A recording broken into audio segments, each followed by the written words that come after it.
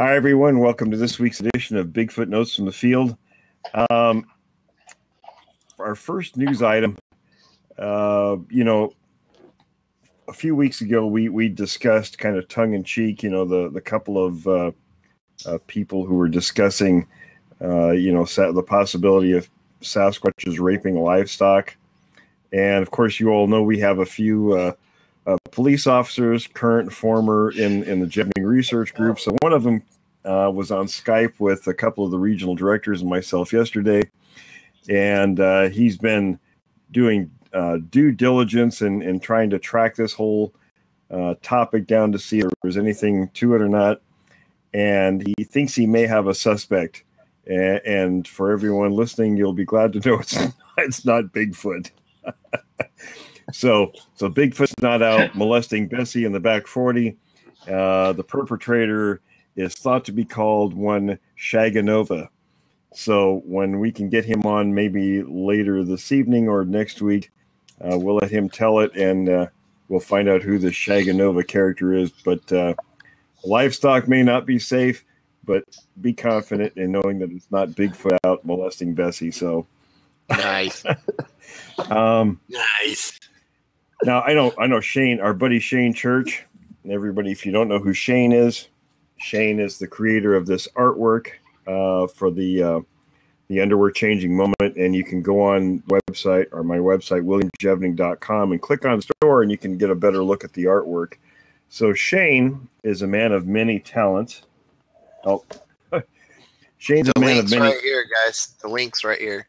Yeah, Shane's a man of many talents. As I've come to find out, he's not only a great artist and an all-around great guy, but he also has some experience doing recording and video and a number of other things. So he's been working with a couple of other fellows, friends of ours, and building the intro for the new podcast we plan on launching as soon as that's done. And Shane, if you're listening, you did a really awesome job on just that little piece. Now, that was just something he threw together, he said, in 10 or 15 minutes. So, the completed version, when it's all done, that's just a piece of the intro, is pretty much what I had in mind for an intro for a podcast. So he's definitely, Shane, you're definitely on the right track, buddy. So that's really awesome. So the other news items, there really isn't a whole lot right now. That the podcast will be going as soon as we can get that up and running. So I get one other news item I did want to mention for those of you who may be listening to this later after this evening, is that Milo Rogers accepted the position as regional director for the Northwest U.S. and Western Canada. That's an upgrade from the assistant regional director's position. So Milo's in the hot seat now, so he joins Jeremiah and Joe and Jay. We have all four regional directors again. So thanks, Milo. Welcome aboard. Uh-oh, what do we get here? Bruce says, how come TW and Shaganova are never seen in the same photo? Great question. Will I ask him? There you go. I didn't think about that, but we'll have to ask you. We'll have to know where that. Let me check. Okay. Milo, do you have anything you want to bring up news-wise, or? Nope, not yet. Nothing yet. I've been kind of doing just family stuff right now, but I'm done after this weekend. I'm going to be all here. Okay. Dedicated. David, what do you have something you want to? I got everything in the website updated. All plugins are updated. Everything else. I also added in the new email for Mr. Plenzer, I think it is, and also fixed up. Got the. For some reason, there's coding problems, so the paragraph isn't separating properly. I don't know why. Okay. So I'm going to go in there and fix that for the one page. I think it's the is it the Ohio page? Or which one was that I just fixed up? Oklahoma. Oklahoma. That's right. I knew it was the O. So I've got that one taken care of. I just need to make sure the paragraph separates, but that's all caught up there. As soon as we get the podcast running, if we can get that stuff running, I'd like to see that stuff launched out around the first week or two of September. Would be perfect heading into the fall time before Halloween, get everything kind of going. that would be pretty awesome. So Absolutely, yeah. I think the guys, everything's updated. Yeah, the guys are on pretty good track with what's happening with the intro. So, and I apologize to everybody that's been asking me about the new podcast because I didn't obviously want to launch it without a decent introduction, intro for the show and an extro.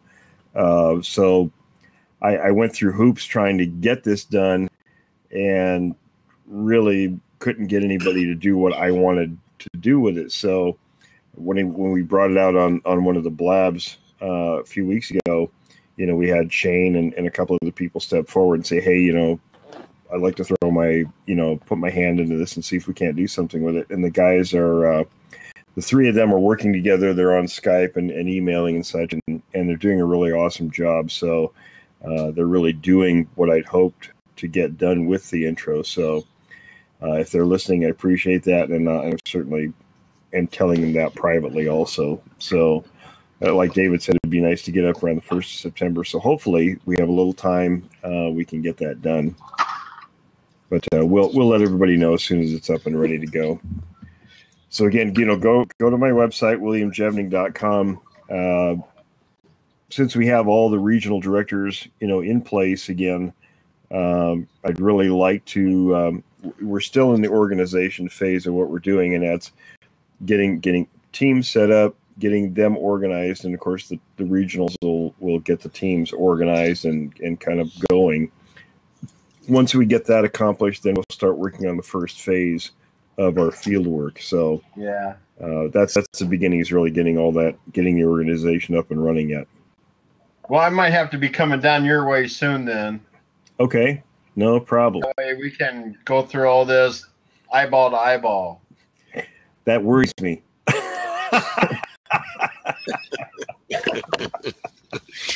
He's bringing Shaganova in tow with him. Well, that's been for many years, so I don't know. Yeah. I don't know if we. Of course, David and Milo, you guys weren't on here last week, so occasionally we have people who call in. And one thing, with putting the blab chats on YouTube, we're getting a little more attention now. So we get people who call in, and I don't know if it's from here or if they've heard about us elsewhere. And it's funny because last week we had, and Brian will probably start chuckling in a minute. We had, remember, the lady who called in, and oh yeah, I was here, dude. Oh, you were here. That's right, you were here. Do you guys have any idea what she was talking about? No, not a clue. No. It was like I tried to listen to that. I was trying to listen to that on the recording after I got off, and there is no way. It was just out of the blue, and she just started yapping. I mean, was she even talking to us at all? I don't think so. No. It sounded like she was having this conversation, and it was like directed to somebody else, but she was looking at us. So I kicked her off, because it wasn't productive. And then it puts in the chat down here, is it because I'm a woman? And I thought, well, no, it's because you're a kook. I probably shouldn't say that. I'm sure she's a nice lady. I don't know what the point of what she was saying had to do. He says nothing.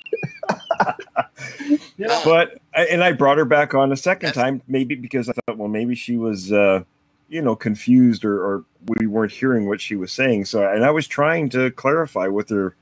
So occasionally we get some strange people call in like that. But then there was the young guy who called in after her. Yeah, that was really impressive. And he was somebody who really didn't know anything about the subject, and he had some great questions. And it was just like a blank slate, and it was really refreshing to chat with him. It was a really good conversation. Yeah, definitely. Well, it kind of made you feel more like like you were on a panel, and somebody would ask you a question, and it was sincere. So I really enjoyed that. Yeah, absolutely. He was great. Oh, he is. I think is that him that's back, or it's Carlos. Well, Jeremiah says she had Shaganova on the mind.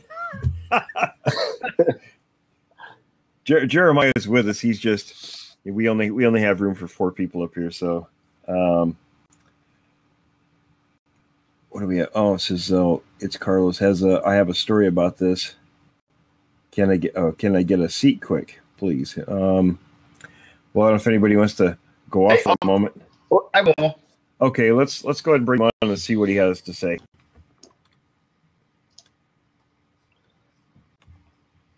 All right, let's bring him on here a sec. See what's happening. And Will, and I guess in the meantime, before I guess he's coming on right now. Right? Oh, hi guys. Can you guys hear me? I don't see him though. Yep. Can you guys see me, hear me? We can hear you. I can hear you. Is the camera showing yet? No, your picture's not up there. Is the sound okay though? Yeah, I think your sound's fine. Yeah, sounds good. I just wanted to share a story about the whole, Sasquatch and the media and generally, sure. Absolutely. about, a culture and what we believe to be true. Because, we believe in what we call meta-narratives. And we kind of, each culture has their own meta-narratives and they come to different truths. That's certainly in, Western culture or Eastern culture or whatever culture you look at. The thing with Sasquatch, and, a lot of people kind of deny the existence of Sasquatch from an ignorance point of view, and they've never even researched it. Right. And we kind of take these Sasquatch as it's kind of a almost like a fairy tale, I think. Like, be afraid of the Sasquatch, it's the big monster's out to get you type thing. And that's the culture we live in, like where kind of these myths, when they first appear as a truth and then they change into a myth. So Sasquatch, the first person who saw it, it doesn't matter if it was real or not real, but the first person who saw it, ultimately it became a myth in our culture. And I can bear that to, a lot of stories that become misconstrued or, they start as something and they become something else because of, culture and word of mouth. I'd like to, for example, compare it to Cinderella. As an example, we're all familiar with Cinderella, right? Cinderella. Right. What's the moral story of Cinderella? And I'm sure you guys all know it. Yeah, she's. I think she started as a princess, right? Or she had a rich father, and then he married this evil woman, and she had 2 daughters, and they were evil, and uglier than her, and they were jealous, and they would treat her bad.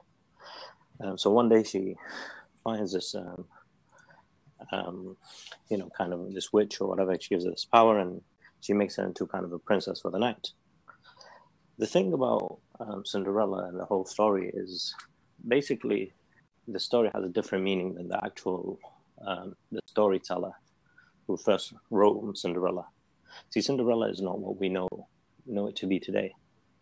For example, when Cinderella goes to the ball, right? 12 a.m. hits, she goes back home running, and she leaves a shoe behind. The prince, he finds a shoe, right? The next day, he goes and summons all the girls in the village or in the city, and he tries to find the shoe, but he can't find it, right? This story is actually about insecurity, because the real reason the prince doesn't find Cinderella is because she didn't want to be found. And the reason she wanted to be found is basically Cinderella was actually. Can you guys still hear me? Hello? Hello? Yeah, we're listening. Yeah, we got you. The reason Cinderella, this prince, he's looking for the shoes, and he's looking, different women. None of them fit the shoe. Now he knows who the shoe belongs to, right? By the size of the feet. Cinderella was basically a she-male. And the prince knows this, right? The prince, he knows.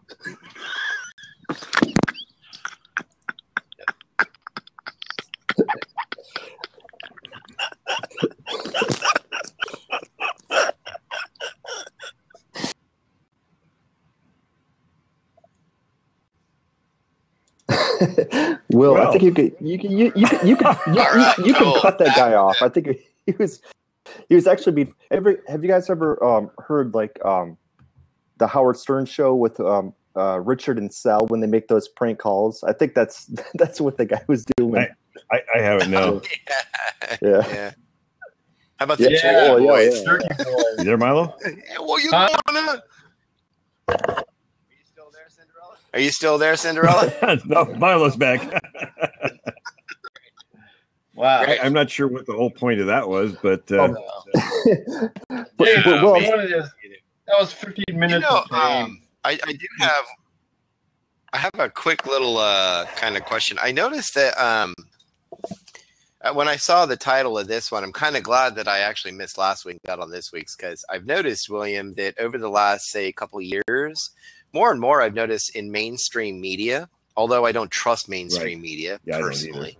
But I do notice that, when it comes down to things like this right here, this particular topic, there's been more reporting on serious channels of Sasquatch and things like that. And while I don't tend to listen to the rhetoric of political talk anymore or anything like that on these different channels, when it comes to something like this, I do kind of pay attention to it, because that's really, most people there are pretty indifferent to the ideas. So there's no political talk points to it. It's really just news. It's like, hey, this is something that happened. So, and I just kind of noticed that there's been a pretty big uptick over the last couple of years. So it is. I'm just wondering maybe why. Well, I was just going to say, the motivation could be that there are more people who do reporting or write these stories. Maybe there's more interest there, or it could be they think maybe something like that would, get a little bit more of attention and sell more stories or something like that. It's really hard to tell what the motivation is. But I know there are some people who have a genuine interest. Yeah, it was like that one, a year ago, where they had the people with the smartphone or the camera, and then they had that one, they were looking down the ravine there, and it was just buggering out like crazy, probably because they were there. I don't know if have you guys seen that footage? I don't think I've seen that one. It was up in Canada, and they were looking down, and he was kind of down a ravine near a lake, and he was just, whatever it was just flailing around, ticked off, and it left, it came back, it freaked out, and they said it did look up at them, and it was just shaking its arms and everything, whatever it was. They couldn't get a clear shot of it, even though it was out in the open, because they were so far up the hillside. Yeah, but it was a pretty interesting shot. I kind of I can see if I can find it and put a link to it real quick while we're sitting here. The gentleman Carlos who called, he said he wasn't laughing, he was choking, but he did have a good point. Some of the stories, especially early on, when a witness would see something and talk about it, and especially when you go back before, let's say, the mid 1950s, when the subject really started getting some attention, actually the late 50s. Prior to that, all the stories were localized affairs. You can go back and find articles that go back a couple hundred years, but they're all localized. You mean like local town papers and stuff? Yeah, they were local town newspapers. They weren't spread out around the country. They were just localized things. And in many cases, I'm sure. I put a link. Okay, thanks, David. Yeah, in many cases, I think those stories, were probably, where the original witness, instead of people taking what the original witness said seriously, may have made it into some kind of a joke. It like with fairy tales, those stories could go back to very ancient times, and they could have been stories passed down, and then, the author of the fairy tale, by the time it got to that person, before they published those stories or made those stories, had an entirely different meaning. There was something entirely different behind it. But today, of course, with media people, and I know for myself, dealing especially with newspaper people, you've got to be really careful with newspaper or print media, because they will change, and even if they're very well-meaning. And I'll give you an example. when I did the Knott's Berry Farm project back in 1988, I spent an entire day in Los Angeles doing a news conference. And a news conference for the average person is not sitting in a room filled with newspaper and media people asking questions. You're raising your hand asking questions.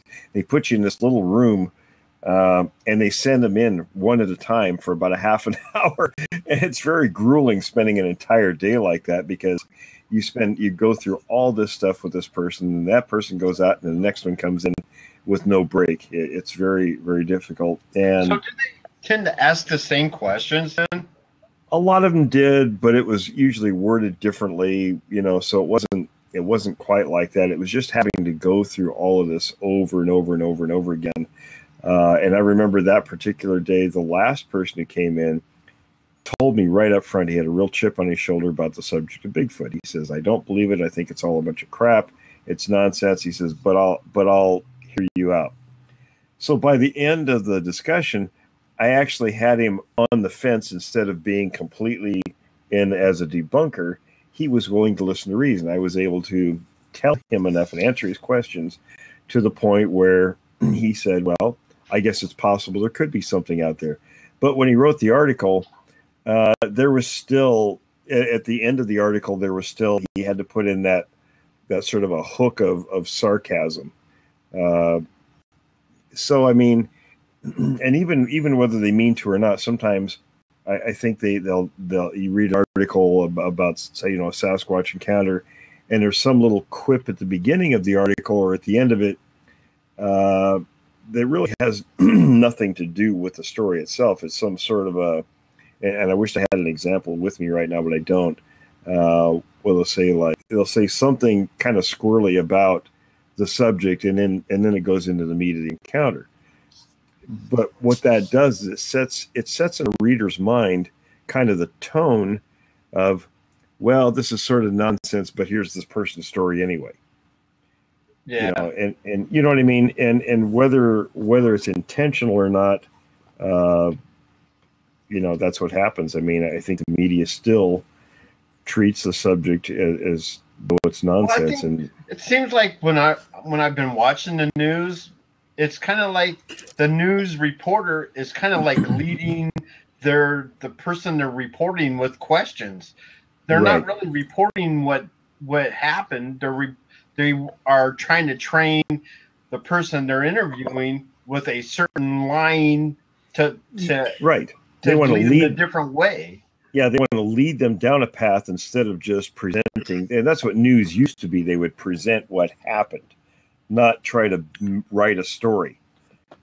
Well, yeah, I mean, it's just over the last 35 years, it's just gotten in such political rhetoric and spin that they actually, it's as though it bled over into everything else. Yeah. And so it creates it creates a problem. Yeah. That's why I think bloggers have become such an important part of the media realm, because while some people find bloggers to be kind of like, I don't know if I trust a blog, but I mean, these people are usually pretty close to a particular story on average. Right. So, I have, here's an example. When in Seattle, when they had the riots with all the anarchist kind of guys and stuff, and somebody came up and found somebody who got hit in the nuts with a beanbag. Well, first of all, I know what it's like to get hit, and this guy was like talking like normal. I mean, we played war in the army, and that stuff would knock you out forever. And you're not going to sit there talking. And this guy, and he was a frail-looking little squirt. He wasn't, and he's like talking. It was like, really? And this Channel 5 person was like making it sound like, oh my God, I found somebody who got shot by a police officer's gun, a beanbag. Right. And it's like, no way, they make it up. It's crap. Yeah, it's I know. Disgusted with Maine. I could give a crap. There's times I wish a tsunami would just hit Seattle and just not get the hell off. At least you don't live in this area. Yeah, it don't matter. I don't care. Whenever my family says, "Hey, let's go to Seattle to do something," I say, "I banned that city. I banned it." Go ahead, Brian. Well, I can tell you, I was a journalism major in college, and I'm actually ashamed to be a journalism major these days with the media and how kind of how left wing they are, but also how just inaccurate they are with reporting on anything. Yeah, exactly. Well, again, some of us that got a few years under our belt can remember back. I remember, I know Milo does too. We grew up during when Vietnam was going on, and that was news because they were just telling you like what happened. They were telling you every day what happened. And as the years passed, it's not that way anymore. It's like there's a certain slant. They want you to believe they have the story, and they want you to believe a certain way about the story. So that's the way it's presented. The news thinks we're all stupid, and they think we need to be handheld and hand-fed or spoon-fed their crap. Yeah. Well, yeah, I'm sure. I mean, but anyways, Will. So, what about your take on like films, like Hollywood films in Sasquatch? Like, have they been accurate or not? I'm not real happy with anything I've seen out there, to be honest. Now I haven't. Yeah. There's a couple of them I haven't seen, but like what's the one? There's one's called Exit, and the other one called like Backwoods or something. Or the one exists, right? That's what you're talking about. Yeah. Yeah, I haven't seen some of those. I mean, I don't really watch much about this subject on TV or anything. Kind of drives me crazy because there's so much junk out there. Really. Hey, Joe. Hey, Joe. But Will, ours will be better. Yeah, exactly. Oh, absolutely, absolutely. Something in the woods. He's saying, yeah, I don't know. I mean, I haven't seen any of these, so I can't really comment on them. But I still like the old original Legend of Boggy Creek personally. Yeah, I just watched that. Yeah, I put it on my Kindle. Not the remake though. No, I never saw the remake, so I don't know what that's like either. There's a remake of the Legend of Boggy Creek. Yeah. I don't know. I'm not a Bigfoot junkie when it comes to watching everything and all the paraphernalia and all that stuff. I mean, it's funny again going back to the media. I remember the very first time I did a newspaper interview, and this was back in 1987. And it was a local newspaper in the Columbia River Gorge, and the newspaper editor came to our house, and we sit down, and at the time, now I had just gotten out of the Army, so I didn't have everything I owned in Vancouver. So and my girlfriend and I at the time, we both moved there. She'd moved there from Tennessee, and I had got out of the military and moved there, so we had both been there about the same amount of time, so neither one of us had a huge amount of stuff. So I had gotten my books from John Green that I had, from a number of years before, and I think I had John Napier's book and Ivan Sanderson's book, and that was pretty much it. I think maybe Renee's book also. And he made the comment, I think even in the article, that I only had a handful of books on the subject, like it was a bad thing. Like, a Sasquatch hunter should have everything in print there is on the subject. Well, to be honest, I think a lot of what's in print is crap, so I'm not going to waste my money. Oh, no, the phone's going to ring. Sorry, guys. Ouch. It was, it's funny. We get so many. It was Kaiser calling. They're always calling. They want one of us to do some kind of a, they send you the little test. They want you to either defecate or something in the bag and send it back to them. I kind of want to drop it on their front porch for calling so often, but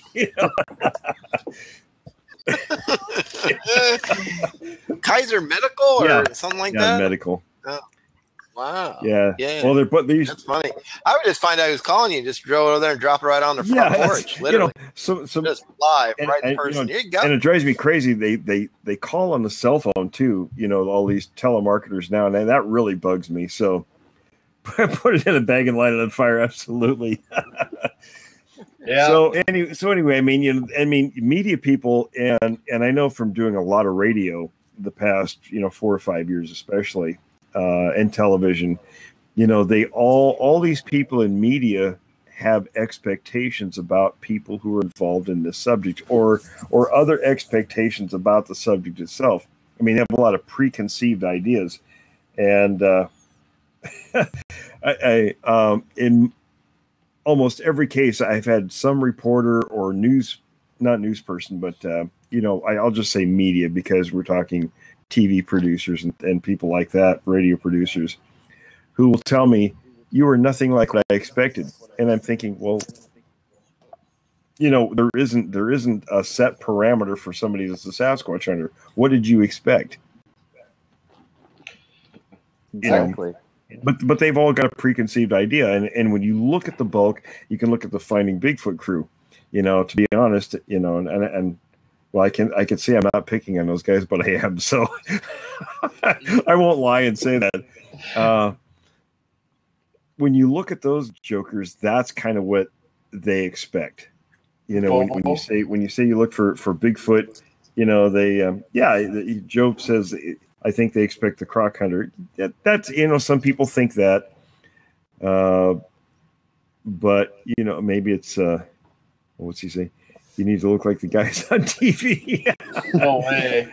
I don't think I want to look like the guys on TV, especially the Mountain Monsters guys. I don't want to look like those guys. So ever, not even when I'm dead, I don't want to look like that. So I mean, when it comes to the whole media thing, that's one of the biggest problems right there, is that those preconceived notions. And I'll give you another example. I did. Joe Rogan had a show that was called what was it? Joe Rogan Questions Everything. Discovery Channel, though, right? Discovery. Right. Well, he was doing it for Sci-Fi at that time. Oh, okay. So, they contacted me, one of the producers at Sci-Fi, and they flew me down to Burbank, and this was, I don't know, a year or two ago. And now, when for television, when they tell you they want you to do something, they'll tell you how to dress. They do the questions. They do the whole works, right? So I thought it was going to be like for America's Book of Secrets. They told me to dress, because I wore a suit for America's Book of Secrets, and they said, oh yeah, dress kind of the same way. And instead of all that, they took me way the hell and got out in the middle of nowhere, and in the Angeles National Forest and all this stuff. So when we got out there, Rogan pounded me with questions for what seemed like, I'm sure it was a couple hours. They ran out of room on the camera. So, but it was, they had this sort of idea of what they wanted. And when I was able to answer the questions in a logical fashion and perspective, they didn't want to use my segment for the show. What they ended up putting was, and some of these people up around Greenwater, Milo, that area, and they were just local Billy Bobs. I mean, they went out, wanted to do the whole tree knock thing and all the retarded things, and something, answering logical questions and running down the whole litany of questions that we did on camera. And after that one, I just thought to myself, I wouldn't be interested in doing anything with Sci-Fi again because these guys are the same guys who make Sharknadoes. So yeah, I know. I mean, we could go that way, sure. So I mean, I wasn't real impressed. Yeah, and I'll tell you, I told the Knott's Berry Farm people back in 1988. And partly it was because I was grumpy, and Milo knows how I was as a sergeant in the Army. He knew my bosses, and even they wouldn't deal with me when I was sleeping. We come back in out of the field, and I tell this story to people. I used to be so grumpy when I was sleepy. When you're in the field, they usually send an advance party ahead to kind of get everything going. So when the main body comes in, everything is set up and ready to clean and get put away so everybody can be released from duty, right? And it's a fairly large task. So and there's always a few people in the rear that don't go to the field and all this stuff. So because the other NCOs, non-commissioned officers, and our platoon sergeant didn't want to deal with me, so they would send me ahead of everybody else so I could be pissy and grouchy to the people there and kick everybody's butts. And then when they would come in, the main body would come in, they'd tell me go in the office and lay on the couch and get some sleep and leave them alone. Yeah. So when I was working graveyard at that time. That's where I was going with the story. I was working graveyard for the state, and I got home this morning, and my girlfriend had told me that a representative from Knott's Berry Farm had called, wanted to talk to me, and this was after seeing some newspaper articles about my second sighting and what we were doing, the PCSIT was doing. So we arranged for her to show up a day or two later. So I get home, I'm sleepy from working all night, and when she came to the door, I told her, I said, if you're going to make this subject look like anything except an animal in its place in nature, then there's the door. Don't let it hit you in the backside and go away and don't bother me. And she says, oh, no, we're gonna present this exactly, legitimately and like an actual species in the wild, which they did. They did a pretty good job. So, but things like, the Sci-Fi Channel, if had I known what and it's the same thing. They wanted me for that silly reality show that only lasted one season. You guys remember it was on Spike TV, what that was called? Oh, the $10 million Bigfoot bounty. They told me, they called me. Now I was waiting outside the room when the Sci-Fi or History Channel, and History Channel was doing my segment for America's Book of Secrets, The Mystery of Bigfoot. They were interviewing somebody else for another show in this room they had set up. It was in a mansion in San Francisco. And I was outside, and I get a call from Spike TV, and it was a casting person, and we had this discussion outside the house. And they said that I was their number one overwhelming choice and had first shot at being on that show if I wanted it. So I said, well, let's talk about it. And because it was a ways off yet. And as more I looked into it, the more I thought, well, it's a reality show. It's going to be crap. And they told me, they said, well, it's going to be there were going to be 9 teams. They were all going to be in a specified area. And there was going to be a panel of judges to judge the evidence. And I thought, now I've been in this subject for more than 40 years. Who in the world is going to judge evidence that I find better than myself or somebody else has done this a long time? And it just, when you start listening to what people say and examining things, you find out, well, what they say is probably crap. And of course, I ended up an excuse. I was managing a facility for a company here in Northern California at that time. And I really didn't want to take a leave of absence to go do this television show. Number one, it didn't pay anywhere near what I was making at my salary at that time. So I wasn't going to do that. So I told him, I said, well, I can't get away from work, so I'm going to have to decline. And I even gave them some of the names of some of our people to go do the show, and they didn't pick anybody. So, and then of course you see what the results were from that show. Yeah, exactly. I predicted it wasn't going to last, and it didn't. Yeah, but again, you see, it's how they present the subject. They presented it crappy, and that's the result they get. It was a one shot deal. Yeah, well, I was going to ask, like your opinion about the whole TV coverage of Bigfoot and how it's changed or how it's inaccurate. I think as far as changing goes, it's gotten a lot more attention because it's a hugely popular subject.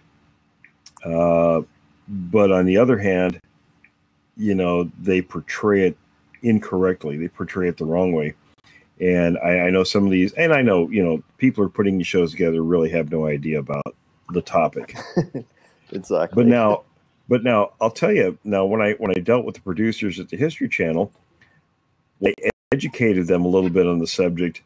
They realized quickly that, hey, this could be a much bigger thing than what's currently out there. And that particular show, I think, did pretty well. So, we lost David. Well, Jeremiah, you can come on. Yeah, if David's had to go. He had to go. Okay. Well, Jeremiah, come on, buddy. So anyway, if somebody out there in television really was interested in something that would get a lot of attention, they would present this subject the way we do, the way it's on the level, it's credible, it's no nonsense. And I think the vast majority of people, then you're not talking just the people who are interested in Bigfoot. They're in for sensationalism, aren't they? So they're not really. Well, that's some of it. But see, here's the thing now. If you got Finding Bigfoot, or everybody calls it Not Finding Bigfoot, they have about 1.5 million viewers, or had about 1.5 million, I think, when they were doing well. I can't remember what the percentage is. It's a fairly large percentage of people who actually think these things could be real in the population. I've told producers that what that audience is a drop in the bucket. If they don't have 10 million viewers, there's something wrong. Because if it were presented correctly, you would get all the people who are kind of on the fence, what I call skeptics. People who are willing to entertain the possibility if they were presented with, credible information. Yeah, absolutely. And Bill, from what I read recently, I think there's something like 80 or 90 million people out there think that it's true and that the thing could exist. Yeah, so there's definitely a market for that. Yeah. Why shouldn't it exist? Or not? The whole thing is, I'd rather have somebody be honest about it. Right. And then say, "Oh, when the mouse farts and they're going to say it's Bigfoot." Come on. Right. Jeremiah's trying to come on. He's having some issues. But Will, also, I was going to tell you in the meantime before Jeremiah comes on that also I'm pitching a TV show that we can do perhaps to Discovery or to other networks or whatever, or to agents, whatever. Yeah. So, I don't know if anybody's listening out there that's a TV agent or involved in those circles, Brian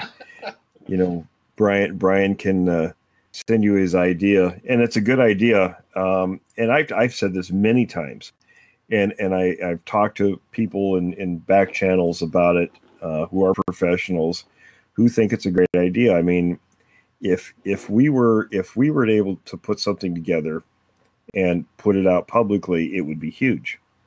They would have a huge audience, and it's because of what we could show.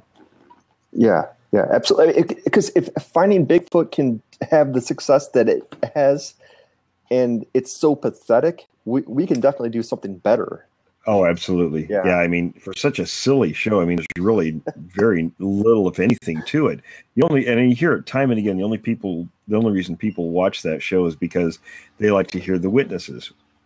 Well, the witnesses could be part of it. That's something that I had envisioned if we were doing something, having and it is part of the work we do is of course eyewitnesses, because that's how you build a profile of an area. So then you use that as a basis and go further into the field. So you do the transition. Now, where they fail is when they go to the field, they do stupid things, and they're not going there for any particular reason except, well, maybe they'll see something. That's nonsense. We don't do maybes. We go there with a high percentage of reasonable expectations of finding something, and not just going out there sitting around a fire and smacking a baseball bat on a tree. That's just idiocy. So, well, I won't go into that any further on that particular. Jeremiah, are you there? I think Shaganova. Oh, I can hear him. Okay. I can't hear him. So. Oh wait, Jeremiah, can you hear me? Oh, I guess he's not there. He's trying. Huh. Well, it shows he's on there, but we're not seeing him. Well, maybe he'll come on in a second. So he might have to refresh again. Yeah, and also use Firefox instead of Chrome. Apparently, because that's what works for me. Yeah, that's what I use too. Yeah, I use Chrome, so I don't know. Well, I'm thinking about. I need to buy a new computer. I use my laptop, but I really need to have I want to buy one of the all-in-one PCs. You get there's some good deals out there right now. So, everything's down there. And all that has all the Windows 10 and everything on it, so I won't have to mess around with switching this one and losing everything. Yeah, I crashed my drone trying to fly it. I haven't even taken mine out of the box yet. So, Will, actually, I had a question. The 1924 Mount St. Helens story, right? Yeah, right. Was there any media coverage at that time of it, or not? There was at least one article, and I'm trying to remember. I think it was printed in Kelso, Washington. Actually, I've seen copies of it. Oh yeah, yeah. And I think that's how the story actually got out. One of the guys, and it was funny. Sort of the leader of the group, the guy they called Hank. Hank was a pseudonym. Yeah, exactly. You know, they all talked about not discussing it, and then of course he goes straight to the media or whoever and tells the story. So, well, that's in the screenplay, by the way. Put that in the screenplay. Oh, good, yeah. Because I mean that was a part of the story. That's how the story got out. And I think a lot of times that's a very interesting part, because when you contact witnesses, and there's a couple of really big things going right now. And Milo, I'll catch you up since you're one of our regionals now too. There we go. When we're off, there's Jeremiah. I see him now. Jeremiah, you there? There he is. I don't think it can hear us though. I don't know. Can you hear us, Jeremiah? Coyote by Finding Jeremiah.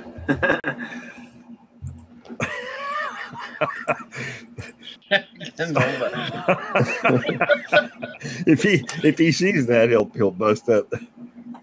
Oh, Joe says, get his girlfriend to fix it again. Get his girlfriend to fix it. He goes. There he is. He hears us. Say she fixed it. Damn it. Shaganova. Oh no, he was reading it.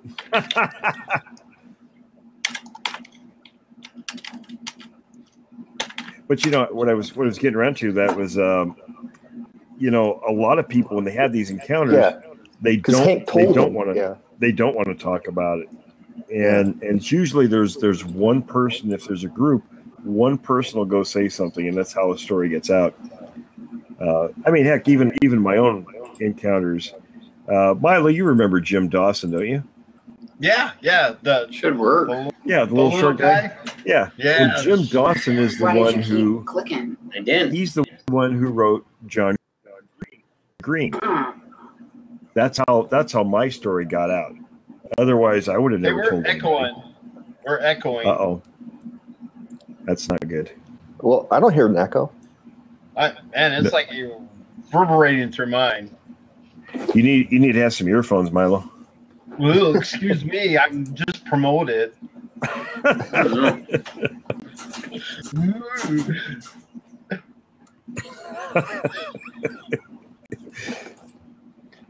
That's recording. Jeremiah's trying to get on here. But so, anyways, Will.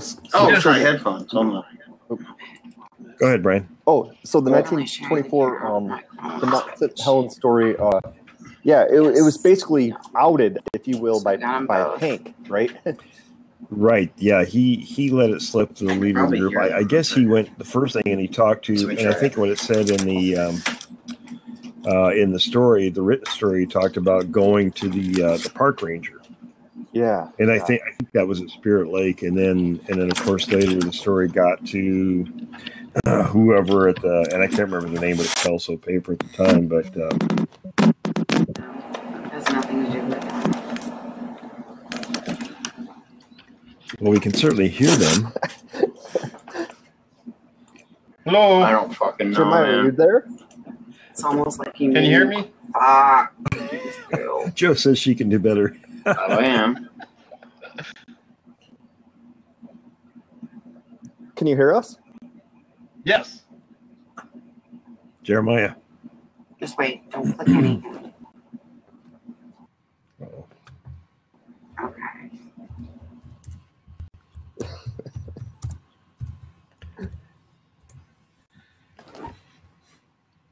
I know we're back to doing the Verizon thing. Can you hear me now? He switched. But actually, well, in the meantime, what was the media coverage when the Patterson film came out? Like, I mean, obviously we know about it now on like YouTube and things like that. But what was it like when it came out the first time? As I recall, there was newspaper articles first, and I think it was, and I was just looking at some of those old articles. I want to say the first one came out in Yakima, and I don't know if it was Patterson who contacted the media or his brother-in-law. I'm really not sure offhand.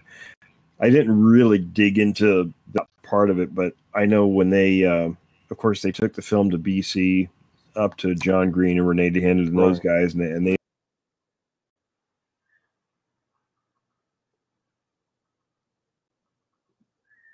all looked at it together. Probably John Green was probably involved in that, being that he was a newspaper editor. Right. But other people knew also. I mean, like Al Hodgson and Willow Creek. There were people that Patterson came into contact with, and the story started getting out. So, but in those days, it would have been largely newspapers. And then, of course, they did do some radio interviews after that. Yeah, yeah. But it wasn't really widespread. I mean, the information was out, but it's not. You think back 1967, it really wasn't like it is today. I mean, today it's instantaneous. Back then, it took a little bit of effort to get these stories out.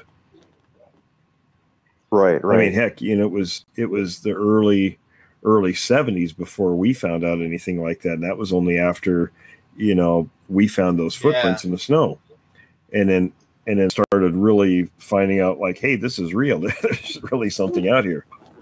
I didn't even know about the Patterson film till I saw John Green's book. Exactly. I think that's kind of like one of the key things about this whole issue is that a lot of times people have no idea what the thing is until they actually see it or have an encounter, basically. And I'll tell you something. Even to this day, with it being so widespread and out there, we tend to think, oh, everybody knows about everything. But, and I'll give you an example. The young man who called in last week, he didn't really seem to know much of anything about the subject. Right. And I've showed you guys the picture that I have from Michigan, right, of the Sasquatch. Yeah, yeah. The people who took that picture, and I know very little. I have very little information about the people who took that picture, because it was given to me by someone who the people who took the picture. It was a friend of theirs. They gave the picture to, and then this person gave the picture. They know very much about it. They won't talk about it. In fact, they refuse to. There he is. They refuse to even acknowledge what's in the picture. They keep saying, "Oh, it's a bear." Scary. Right. They at least hear you. So, right. Even to this day, there's a lot of people who encounter these things that have no idea. Yeah, are you there, Jeremiah? Make some announcements for me. We can hear you now. Hello. Hey, Jeremiah. Can you hear Can you hear us? I don't think he can hear us yet. Hey, we see you. Oh, we see him now. Well, he's still trying. I think he's trying to type something. He's typing something. Yeah. So. But anyways, you're absolutely right, Will. I mean, until people see these things, because I've heard about this in Florida here, but until you actually see them, you really don't know what you're talking about, and that's probably why the media hasn't. And they get fixated because there's only little pieces of information that sort of afloat around out there. I mean, we're involved in it, so we think we know there's a lot of information. But on the other hand, outside of groups like ours or others, I mean, you have to think, well, what do people really hear? What do they know?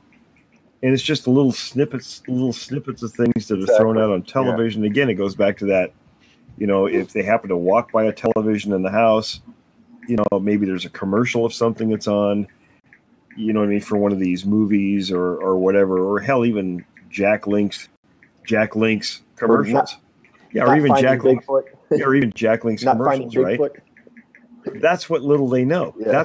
That's what's their frame of reference. So that when they talk to one of us or whomever, that's all they know, or that's their impression of the subject. So, Those stupid idiots out there in Virginia jumping through the woods, screaming and getting pissed on. Yeah, I mean, yeah, I mean, the knowledge level is really poor out there. I mean, it really is, because I think most people just figure, it's all crap. I don't want to know about that anyway, right?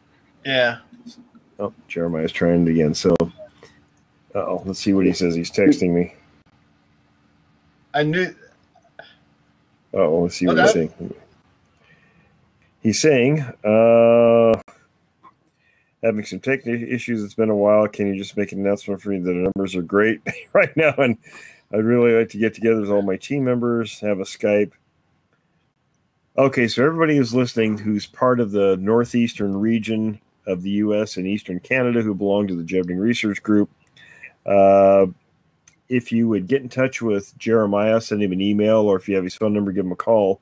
He wants to do a Skype with all of his team members around that part of the country. So he would really appreciate that. If you don't have his email, go to my website, williamjebning.com.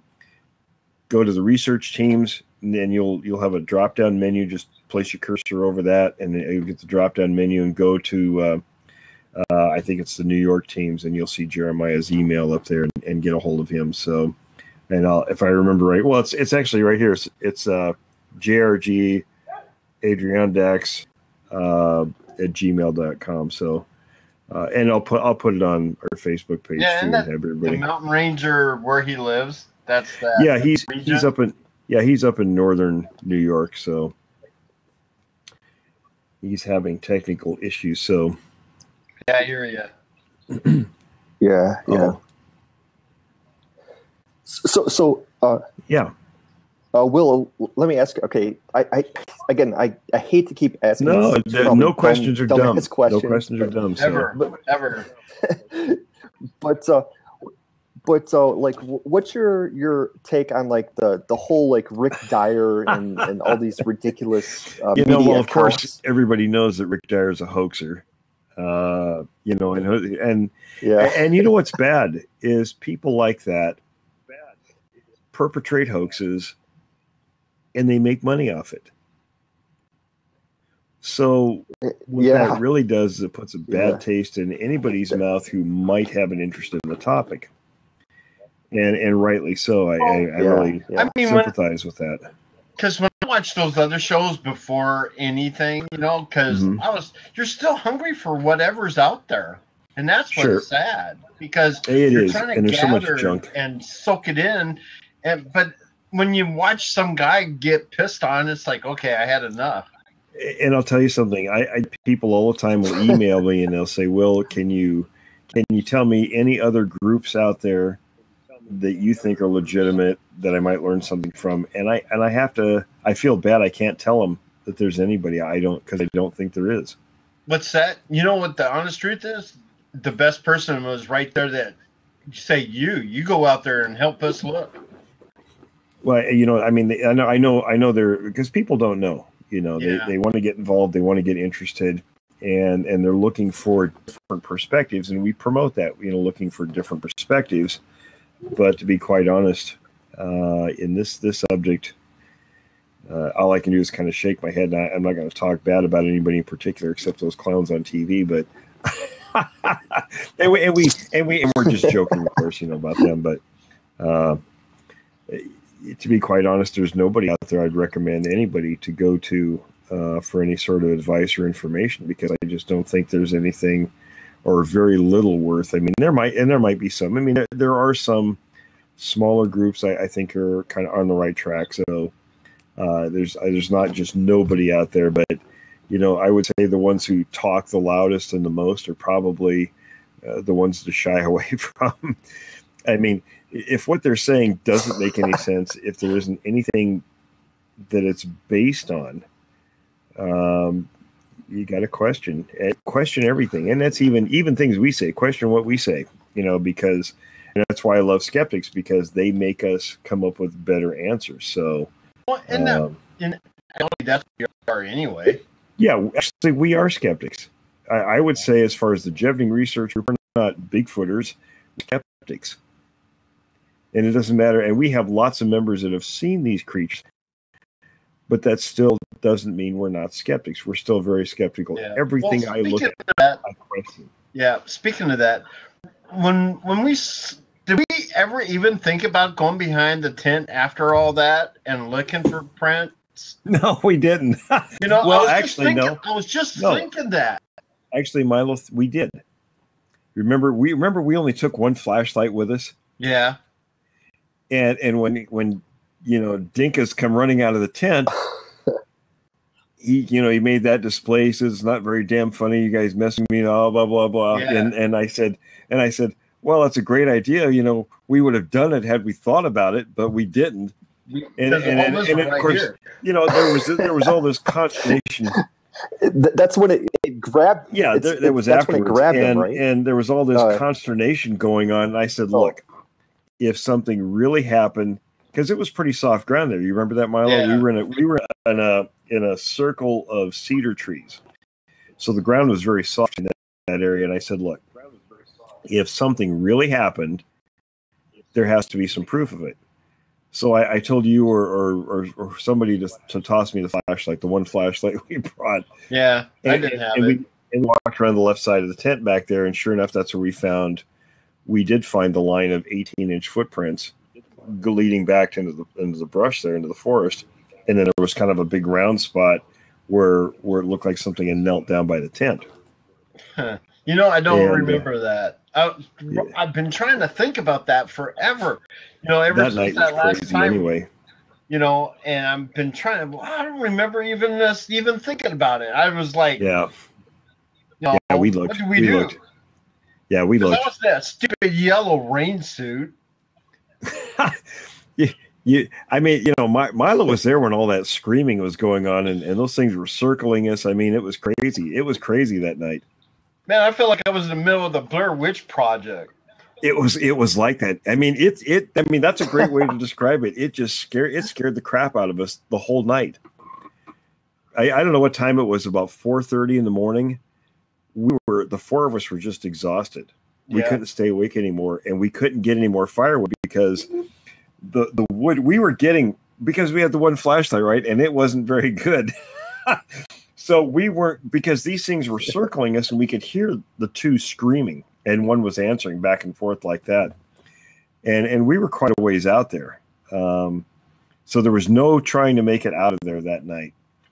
And so we built the fire up huge, you could see it from space and everything. And, but it put off a lot of light. So when the fire was going really good, we'd venture out as far as the edge of the light and grab whatever wood we could and bring it back. And by about 4 o'clock in the morning, the combination of being exhausted from a lack of sleep and being terrified, and there was no more firewood. There's no more fuel for the fire. So there was this great big spruce log. It was probably easily 3 feet thick. And we all sat down on our butts with our back to the log and, shoulder to shoulder. And we all fell asleep. We figured, well, if something comes after us, there's the four of us, we can fight. Well, yeah. Side by side, when I was in high school, I only weighed 110 pounds. Yeah, I think I was only about 140, 150 pounds. We were all pretty small at the time. Oh, yeah, I'm going to fight. I'd run faster, but I was in that yellow crap. So I mean, right here. So, I mean, I think they got bored with us after that, because when daylight came, I remember waking up from the light and woke these guys up. And so, like, I think we better get the hell out of here while we can. I think they just got bored and left. But, man, I'll tell you, they were around us the whole night. It was crazy. I mean, I don't even, you can't tell anybody what that's like unless you're in that situation. Yeah. Yeah. Now, Will, let me ask you, did they kind of like send threats to you? No, not really. I mean, they didn't really come in too well. I shouldn't Other say than too grabbing close. Paul. Yeah, they came in that time, but I don't know if that was a threat. That might have been maybe they're just interested in his big booty. I don't know. I think they're just curious. Yeah, I think they're that mainly just particular night curious. they were, a lot of times. and I Yeah. tend to think because we first heard the one scream, and that was just a few hundred yards away, and then another one answered what sounded like maybe a quarter of a mile. And it was after that we could tell because you remember it was I think it was springtime because it was like thousands of tree frogs out there. Yeah. And then they would all stop on one side of us. And then like on our left and then to our front they would stop and then around the other side so we could tell we were being circled. And then they would all be quiet. And then 15, 20 minutes later they would start croaking again. So we knew nothing was close. And then this would happen again. And then one time they were all croaking around us and it stopped on one side. So we figured, okay, here he's back again. So on one side they stopped and then the opposite side they stopped, but they were still going on these other two sides. So we knew there were two of them around us and we could still, there were two of them around us and then we could still hear the other two screaming. So we knew there were at least four of them. And then at one point, one came in and Milo saw it looking behind the tent. And he hollered, oh, he jumped in the air and hollered, oh, shit. Just like that. Hey, all I know is I was in a yellow suit.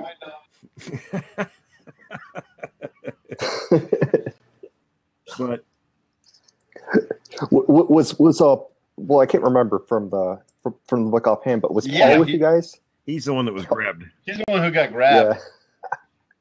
Yeah. He who shall not be named. Yeah. Milo said they just liked his big butt. They were groping him. we made fun of each other so bad. I don't think anybody. Well, we were evils. I don't think they'd portray that on television. They'd clean it up a whole lot. I know all of us would watch it and laugh and think, oh, they're way off on this. Yeah, it probably wouldn't make good television, but it was just we were teenagers. It was just crazy stuff we were doing. It'd be some kind of comedy hour there. Well, it was our comedy hour, that's for sure. Well, I was really thinking about that when we went out there, and all I know is that when Paul was getting grabbed or whatever, it was like, I think it was the first time I think we actually didn't do nothing but was terrified. We just stood right up and, well, there wasn't much. There really wasn't much we could do. Now, we didn't really think about getting into that situation. We went there to just check out. This was right after I met Green and DeHinden. So, we all sat around in school and said, hey, let's go do something. And yeah, that's great TV. It might be, and they'd probably laugh their butts off. But and Paul's the one that said, because he knew the Clarks that was out in Roy, Washington. Right. So he said they've been hearing some weird screaming going out on their ranch. So we said, hey, go see if they'll give us permission to go out there. So he did, and they said it was okay. And now we took our packs. We rode. This is how we traveled back in those days. We rode the bus, Paul's bus, to his house, and then we took our packs and we hiked down the railroad tracks to the Clark Ranch. It's funny how, because once we go into John's house, we used the tracks a lot. In those days, you didn't walk on the road because people would try to run you over. But it's not like today, where everybody on the road has the right of way except the driver. In those days, it was the opposite. You better stay out of the way of cars because you'd be a grease spot on the road. But so we hiked out there and we didn't think. I mean, like I said, we were teenagers. We didn't really think about it. So we hiked out there and they said, oh, yeah, out there, that direction. You guys can go wherever you want out there. And we hiked until it got dark is what we did. And right as light was fading pretty good, I said, well, I think we better pick a spot to set up camp. We found a really nice cedar thicket and camped right in the middle of that. So, and then of course the night unfolded from there. But we were so far away from the Clark's house, we couldn't go back there in the dark. So we were stuck in that spot. We really couldn't, and the things were surrounding us, so we couldn't go anyplace. Of course, we remember the funny stuff, but it was serious. It was a very serious night. It scared the hell out of us. It really did. Yeah. The closest thing I would say, it was like Blair Witch. It really was. Yeah, thinking back, it was pretty similar to that. I mean, if you really want a comparison, it was kind of surreal the whole night, Well, listen, fellas, we're about out of time. So, is there any last thoughts on this Sasquatch in the media thing? Anybody in the chat want to ask a question real quick, or?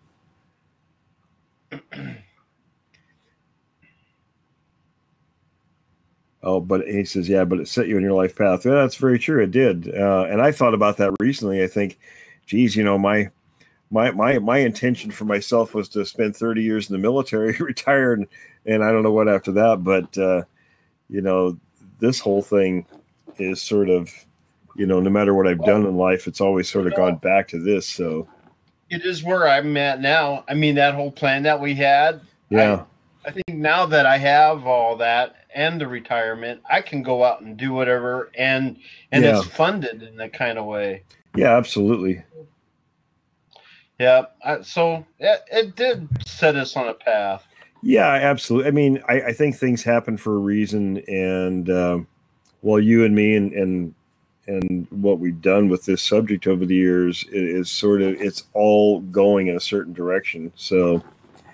Oh, it's just life-changing and underwear-changing. Absolutely. Yes. Yes. Well, with that thought, I think we better wrap it up, fellas. Great talk tonight. Everybody, go to my website, williamjebning.com. I forgot to ask David when he's on here about what's going on with the newsletter, and I need to ask Jeremiah too, because his sister's actually got a number of the issues ready to go, and all she has to do is send those to David. He has a template. He's going to put all those on the template, and then they get automatically emailed out to everyone who signs up on the website. So go to the website, check our Facebook page out. If you guys notice, we're heading towards 800 members on the Facebook page, and that's the JRG Bigfoot Research page. Come up there, join the site. There's normally not a lot of nonsense up there like you see in some of the other pages. So we really appreciate everybody, listening to the blabs and taking an interest in what we're doing. We sure appreciate that. If you want to become a member of one of our teams, or to start a team, go on the website, and again, you can go on the research teams, hover your cursor over that, and the drop-down menu comes up, and get in touch with anybody that's on there. All the emails are up there, not all of them, but the ones we have up there for the different teams. And there's actually a lot more teams than what we have pages for right now. So I know we have at least 32 states, and then we're a long ways from having everybody's up there. So I know as David has time, we'll get more of those up there. So, but get a hold of the regional directors, Milo, Jeremiah, Jay, and Joe.